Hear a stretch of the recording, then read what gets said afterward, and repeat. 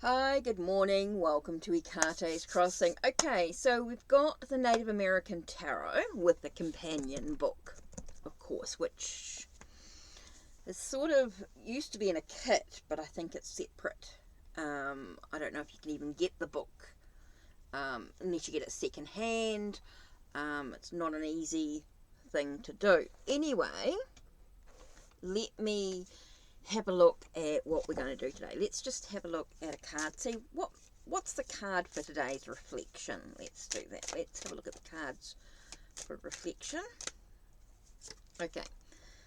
We're going to reflect on the Three of Blades, which is all about mourning. So it's a grief-stricken card. For me, it's very much about that sense of grief that one feels, heartbreak, that sense of uncontrollable sobbing, the sense of I do feel like it's a real grief card here. So Three of Blades. Let's have a look and see what is threes. Let's have a look. I quite like this because it sort of tells you about the threes. So let's go into threes.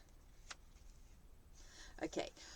Threes are ruled by Jupiter and represent the light of wisdom. Jupiter has been labelled the great benefactor, and his influence is on divine law as manifested on earth. Three means change, and in Native American history, changes often mean chaos. Three is a number of Holy Trinity, the triangle and the arrowhead. The divine law is karma, what we are born with, and dharma is the way in which we work off our mistakes and deal with the cause and effect of our actions.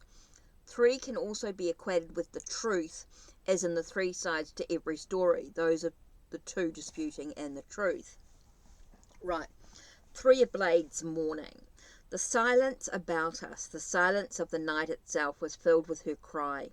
The sad, terrible sound of human grief, a lonely, proud, noble, almost cosmic lamentation. It pierced the darkness, it went travelling towards the mountain, it was everywhere. After a moment others joined in. The singers chanted softly, accompanying her lament. This was her tribute to her dead husband, and this was his family and his tribe's farewell. When it ceased, there was another long silence, through which she was led gently back between the supporting men into the house. Evelyn Eaton, Mayad Uni, 1978. Okay, so here's a little bit from the guidebook itself. So let's have a look here.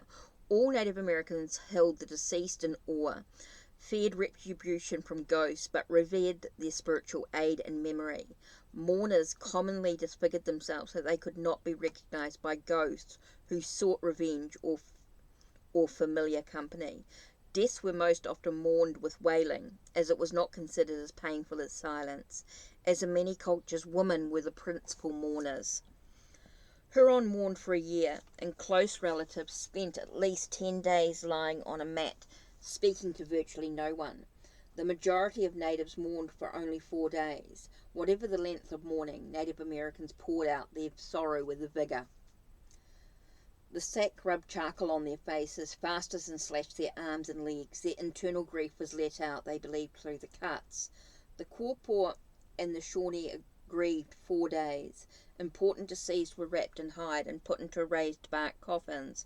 While the Quapaw wept and wailed during their oblations, the Shawnee sing and dance around the body for at least a day and night.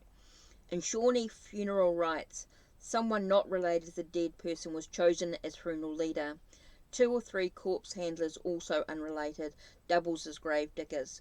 The rites included feasts, vigils, purification ceremonies, condolence ceremonies, and burial addresses.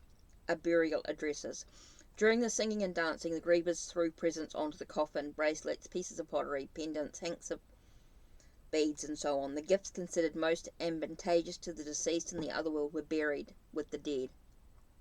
The mourners were divided the remaining presents into several groups and played a game with a short, smooth, greased stick. The winner of the first round took the first slot, and so on. We mourn the passing of a loved one, and we also mourn changes, like the passing of a beloved way of life. The aged holy man, Black Elk, went to Harney Peak, the place where the spirits had taken him in his youthful vision. He painted himself as he had seen himself in his great vision, and invoked the great mystery, calling out that his prayer be heard, that the Indian people might once again find their way, that they may come back into the great circle, the sacred hoop. Thin clouds formed in the clear sky, a light cold rain fell, and thunder muttered without lightning. Black Elk stood with tears on his cheeks and raised a high, thin chant. In sorrow I am sending a feeble voice. O 6 powers of the world, hear me in my sorrow, for I may never call again. O make my people live. Black Elk stood in silence for a few moments, with face uplifted, weeping in the sun. Then the sky became cloudless once again. Mourning portrays a plains burial scaffold, with a woman prostrate and wailing in time to her mourning sticks.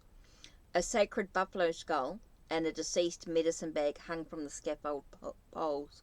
The setting sun is red. The shadows are long. Day is done. Night begins. The essence of the mourning is in the lessons learned through hard times. There can be a flood of feelings, not the least of which is self-pity. Erosion of emotional stability is possible. Reversed, a release from sorrow, hope is renewed. The catchphrase is mourning. Physically, it could be about funeral rites. Mentally, the period of mourning of release and respect. Emotionally, is self-pity. Spiritually, giving up the ghost, letting go of spiritual attachments.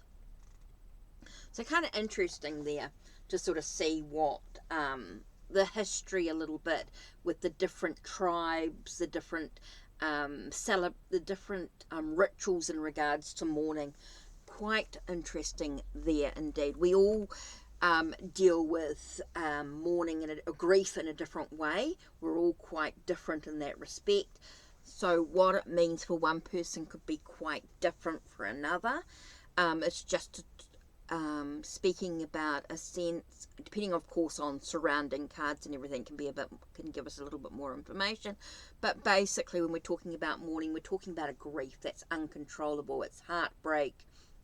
It feels whatever that is for you, and whether it's a loss of a person, loss of a job, loss of a place, loss in regards to maybe letting go of something in regards to maybe your path, your physical path. There is a grief there. It may not be huge to what other people think, but for you it could be something that's really important. You are grieving a loss of some sort.